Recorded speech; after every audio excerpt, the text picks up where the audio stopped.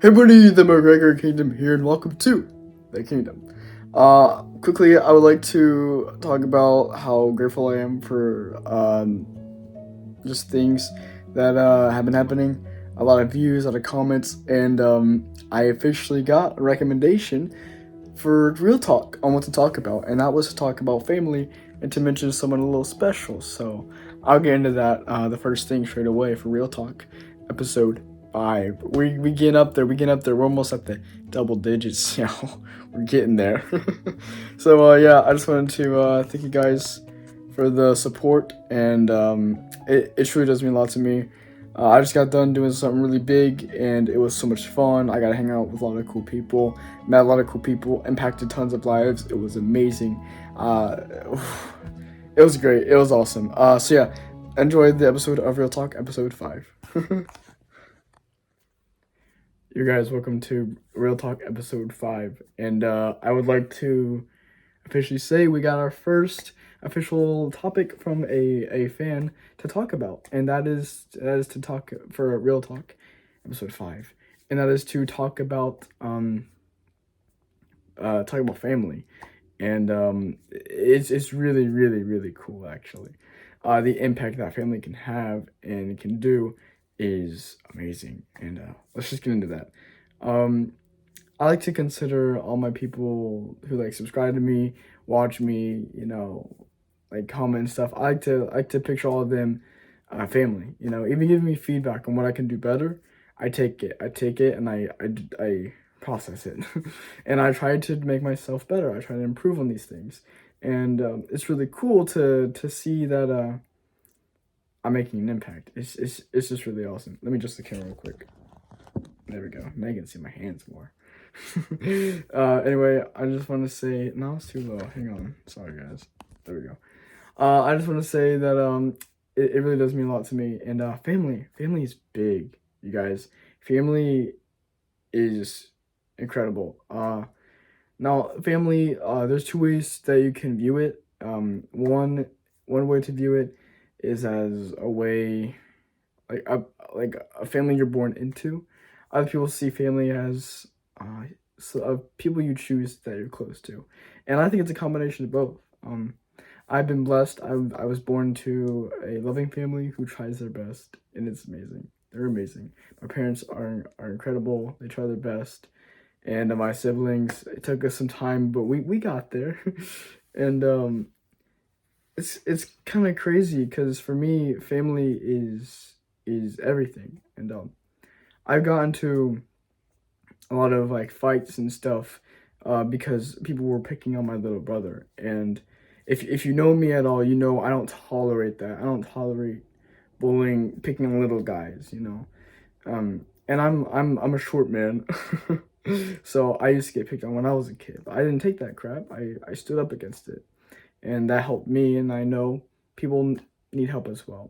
And so I would always fight so that my little brother could be happy and be himself. And now he's just his funny, goofy self, and he doesn't have to worry about the consequences of people not liking him because he's him. And that's just what family can do. It brings people together. It really does. Like I know that like some of the closest friends I have, I like to consider them as family as well because they've like helped me through so many things. And I even have a special cousin. Her name is Montana, and we have a very long history. We first met in a family reunion. Um, I was not nice. I was being a guy, and I wasn't the nicest to her, and I felt really bad about that. I had that weighing on my conscience for like years, like legit years.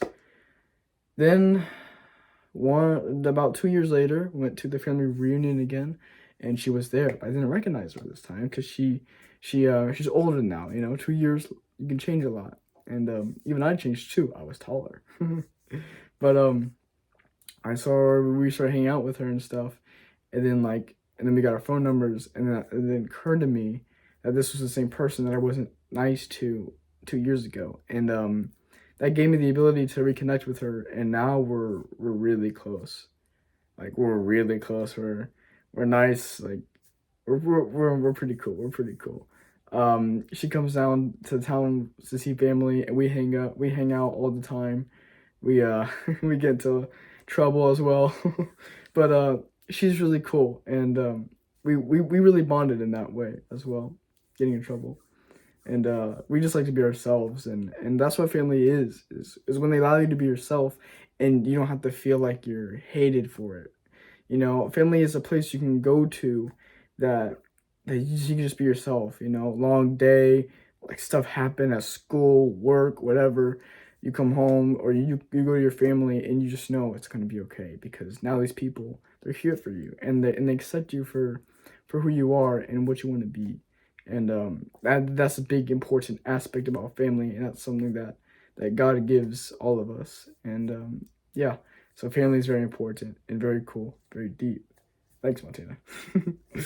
Thanks a lot. It helped me grow. All right, on to the next question. All right. So as I live life and as I just, just being me and going through day-to-day basis and just sometimes like just think to myself, I ponder, I often just think, and then people often ask questions, and basically, where I'm going with all of this is that people often ask me, they say, the McGregor Kingdom, what is the most terrifying thing that humans have just accepted is the fact of life? And it's kind of sad to think about, but I think ultimately, I think the most terrifying thing that humans have just accepted as a fact of life is like the feel is like a feeling of losing somebody, and typically through death, because when they're gone, they can't come back when they're dead, unless you're Lazarus. um. Anyway, I think that's a big thing that humans have accepted is a fact of life. It's something that's going to happen more than likely. You're going to experience losing somebody through death. Sometimes you might just lose a friend or something, but when you lose somebody through death, it kind of hurts more because you know they're gone, they're never coming back. And when you care about somebody, that's a terrifying thing to deal with. Is having this person that you leaned on for a long time just to have them, kind of pass away, and then you gotta like deal with that. It's terrifying. It's horrifying. It's really hard to comprehend sometimes and to process. You'll even feel denial, and it's crazy. But in the end of grief, last stage of grief, there's acceptance, and that's when we accept it's just a fact of life that we're gonna deal with somebody being gone that we really cared about, that we leaned on. For some people, it may be the only person they cared about, the only person they leaned on. Others, it was one of the biggest role models they had. I had a grandfather, he was amazing. He was awesome. And truly, he was like amazing. Like he was always there for us. Like he helped us through so many things. And I would always come to him to ask him for like advice on things that I was like dealing with at the time. He showed me how to play video games. He was a gamer. My grandpa was a gamer. It was awesome. He's way better than I could ever be. He was awesome. He helped me through so many things, and like every time, I would come home. It was a bad day. When I went to see my grandpa, there wasn't a moment where I was sad. There was always a smile on my face from ear to ear, man. And it was great. It was great. I mean, I truly did love him. It was awesome. One day, he passed away overnight. Luckily, he passed away peacefully. But I went home from school. After school ended, I was hoping to talk to him, and we usually walk home, but my dad picked us up, and then I realized something was up. And my dad drove us to a restaurant, and he told us that my grandpa has passed away, and that was really hard on me. This guy that I loved, I leaned on, I cherished. He passed away, and it really just occurred to me when I was viewing, and like I touched his hand, and it was so cold, and I remember like crying a lot, but I miss him every day. I really do, and I think I hope that I make him proud, and he's still a great influence even though he's passed away.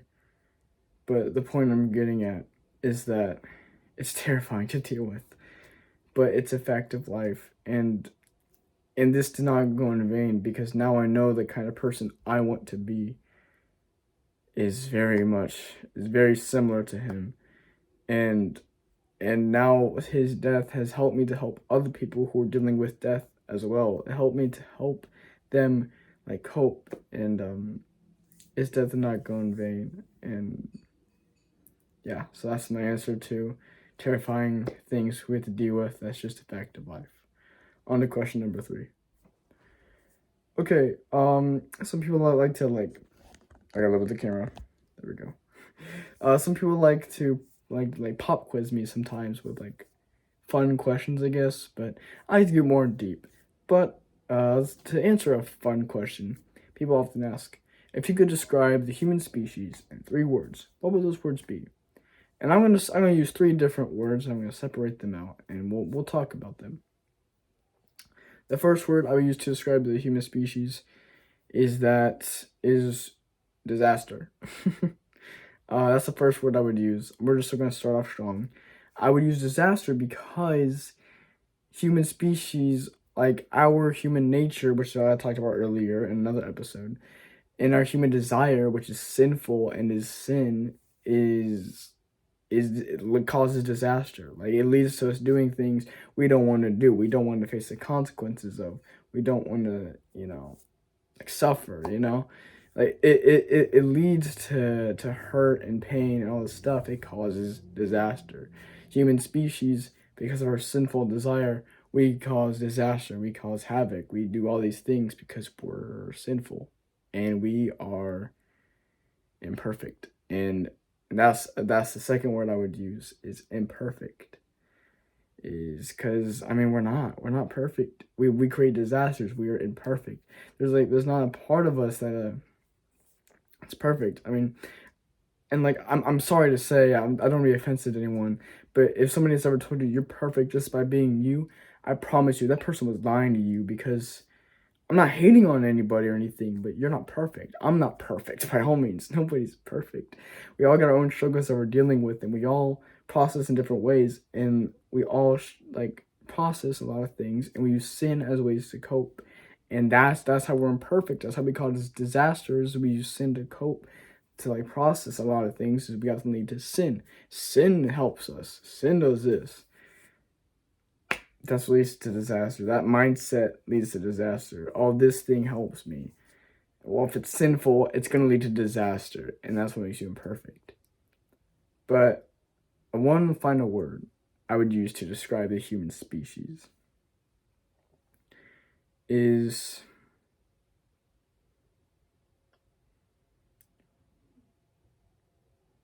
I don't know. There has to be a word, but it's more than one word. The ability to be forgiven. Surely there's a word there's like a vocab word that means to be like the ability to be forgiven.